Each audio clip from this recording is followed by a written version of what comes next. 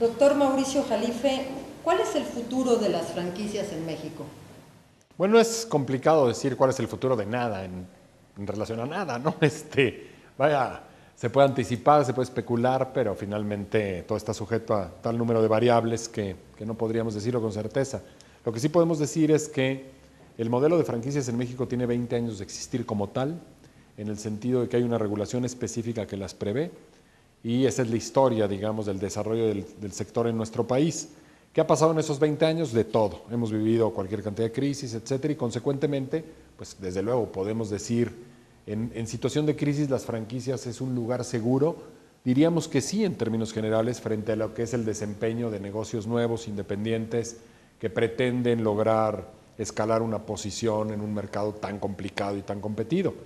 El sector de franquicias ha tenido crecimientos de alrededor del 15% en todo ese tiempo, lo cual nos hace pues tener una visión esperanzadora de que finalmente se trata de sistemas de negocio, de redes de negocio, que funcionan bien en épocas de crisis, que tienen una buena capacidad de adaptación, en particular las franquicias mexicanas. Ese es me parece que un punto crucial.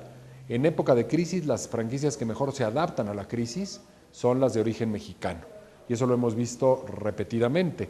Las franquicias extranjeras, aunque tienen marcas poderosas, aunque tienen sistemas, digamos, muy acabados, muy adecuados para operar de manera efectiva, tienen que importar insumos, y eso hace que en ocasiones, por ejemplo, en situaciones de crisis en donde hay devaluación del peso, las importaciones sean muy caras, los precios sean muy altos para el consumidor y que consecuentemente resulten, pues digamos, en un precio no competitivo.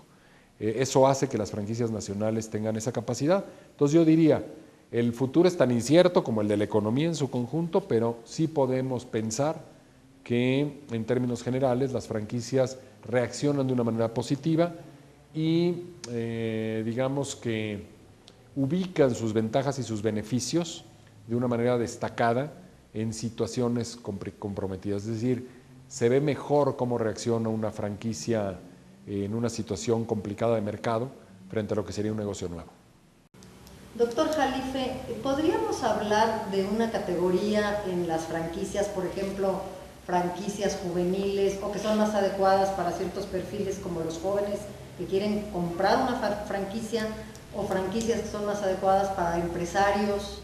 Bueno, sí, yo creo que ese es un punto clave, que significa, hay tal número de giros de franquicia, prácticamente no falta uno solo, que nuestra recomendación normalmente para alguien que se interesa en incursionar en el campo de franquicias es que no solamente piense en cuánto dinero tiene, eso es una forma de segmentación evidente para saber para qué le alcanza en términos de operación, de instalación, de equipamiento, de capital de trabajo, etcétera, sino también en su vocación personal.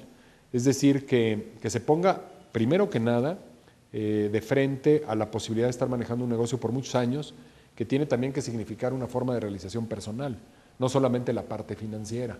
Hay personas que después de 7 años nos dicen, es que yo nunca quise tener una tintorería, yo quería una florería.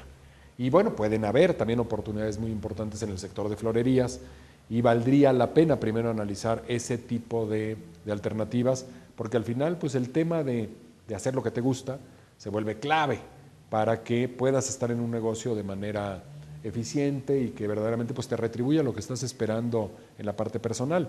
Hablar de franquicias para jóvenes, desde luego, podríamos hablar de ciertos conceptos o modelos que están más pensados para que sean atendidos por gente probablemente que se identifica mejor con esos conceptos, jóvenes tal vez recién egresados de las universidades, etcétera, menores de 30 años, que tienen mejores habilidades para algunas cosas que la gente de nuestra generación, como podrían ser temas informáticos, ¿no? Hay franquicias con alto contenido informático en donde claramente los jóvenes tienen desarrollado, digamos, pues cierto nivel de habilidades, de pericia para manejar esos temas de mejor manera que alguien que no tiene esos componentes. Entonces, sí hay muchas franquicias que por su modelo, por su concepto, fueron diseñadas por jóvenes, y yo pensaría que hay una mayor identificación con franquiciatarios jóvenes que de edades más avanzadas, ¿no?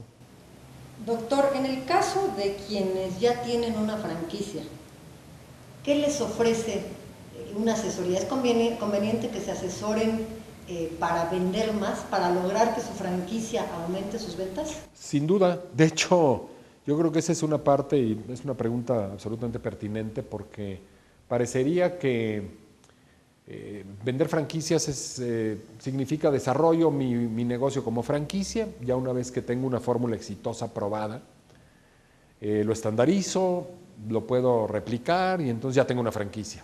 Ahí empieza el problema. Es realmente la ley del embudo, es decir, desarrollar una franquicia es un tema personal en donde la empresa dice quiero ser franquicia y es posible hacerlo.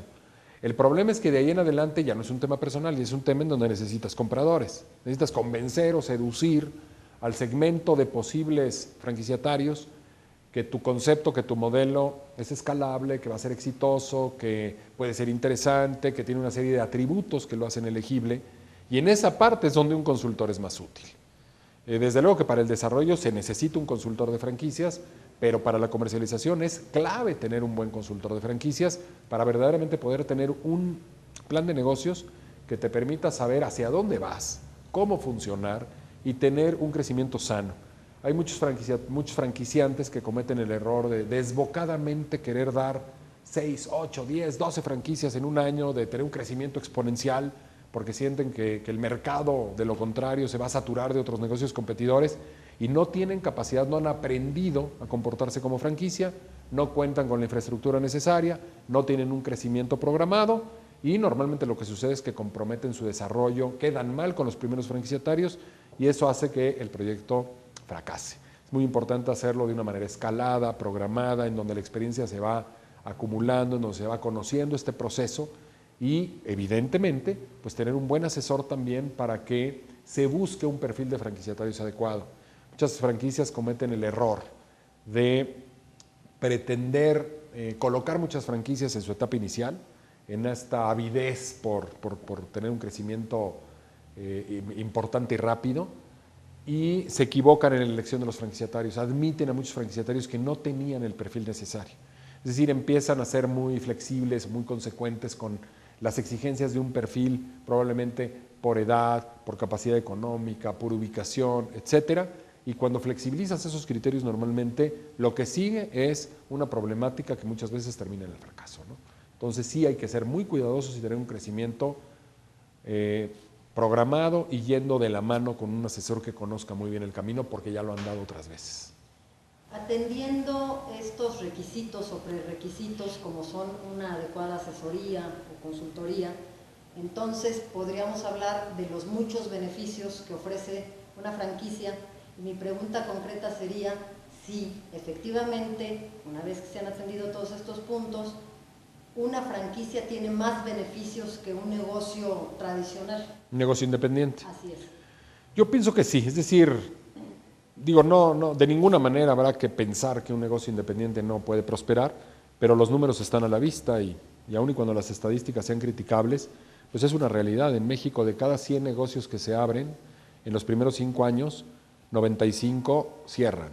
Es decir, la tasa de mortalidad es altísima, ¿no?, de mortandad. En cambio, en negocios de franquicia muchas veces se invierte precisamente el número, es decir, estamos hablando más o menos de que el 80% de las franquicias sobreviven en sus primeros 5 años, lo cual desde luego que nos lleva pues, a un punto de concluir que algo te ofrecen las franquicias que los negocios propios, los negocios independientes nuevos no tienen. ¿Qué es? Esencialmente experiencia acumulada, esa sería la parte, digamos. Una franquicia está constituida por 2 ejes básicos. Marcas que son identificables por el público, es normalmente ya una marca que en una situación de igualdad de ofertas el público la prefiere de manera automática porque puede esperar ciertas prestaciones específicas del prestador de servicios o del producto específico de que se trata y consecuentemente optas por una marca reconocida o conocida o con la que has tenido una experiencia positiva de consumo antes que por una desconocida. Entonces, esa es la primera parte que una franquicia ofrece. La segunda parte es experiencia acumulada. Ya el franquiciante se equivocó muchas veces y ya aprendió a cómo no equivocarse. Es una fórmula que ya probó ser exitosa. Hay procesos, hay programas de computación, hay políticas, hay manuales, hay una serie de elementos que materializan esa experiencia de manera muy concreta con objeto de facilitar el manejo de ese negocio y no gastar, no invertir en aprender. Digamos que esa es la gran ventaja. ¿Qué ofrece una franquicia? Pues que normalmente ofrecen todos los negocios en red, que es trasladarte ciertos beneficios que de manera independiente no tienes. Por ejemplo, publicidad. La publicidad se hace, es decir, se capta una regalía de todos los franquiciatarios, se invierte en publicidad colectiva, puedes llegar, por ejemplo, a medios electrónicos que no puedes pagar de manera independiente. Es uno de los grandes beneficios. El poder de negociación que la franquicia tiene con proveedores, que es esta posibilidad de obtener descuentos en los insumos, por ejemplo, es un beneficio trasladable a los franquiciatarios. Consigues más barato el queso para las pizzas estando en una franquicia que si tú vas solo a negociarlo. ¿Por qué? Pues justamente por los beneficios de la operación en red. Y al final también, digamos que la experiencia acumulada por la red de franquicias, si el franquiciante es suficientemente hábil y suficientemente comprometido como para procesar toda esa información y convertirla en una toma de decisiones adecuada para los franquiciatarios, es un sistema de retroalimentación de información y conocimiento del mercado que de manera independiente no puedes tener o tardas mucho en tener. Entonces, por ejemplo, un nuevo negocio que se abre en el Bajío puede ser que esté enfrentando una situación de mercado muy parecida a lo que va a enfrentar alguien en Mérida. Eso en un negocio independiente no lo tienes y siempre es muy caro, es demasiado costoso pagar la novatez, digamos, ¿no? Entonces, esas son las grandes ventajas que las franquicias tienen frente a los negocios independientes.